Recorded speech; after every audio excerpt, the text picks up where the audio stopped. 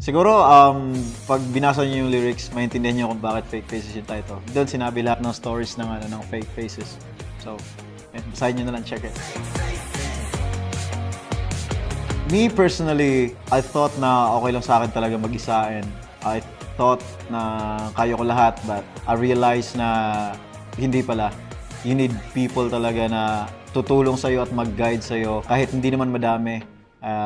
Naniniwala naman ako sa, sa kasabihan na quality over quantity, Kahit di ganun kadami yung friends mo, as long as sobrang sila, loyal sila sa'yo, yun yung pinaka-importante sa lahat.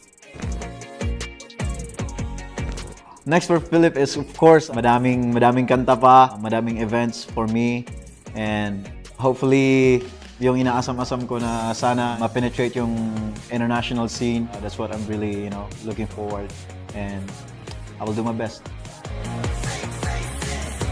My inspiration in creating music is myself, and I do it for myself. The level of satisfaction na matapos yung kanta, the things that, really work hard to, sobrang laking kasiyahan sa akin na nabibigay nun. And it's an achievement for me actually, making these kinds of music that I really love doing. Ayun, wala na ako ibang masabi pa. Sobrang saya sa pakiramdam. It's an achievement and a milestone for me.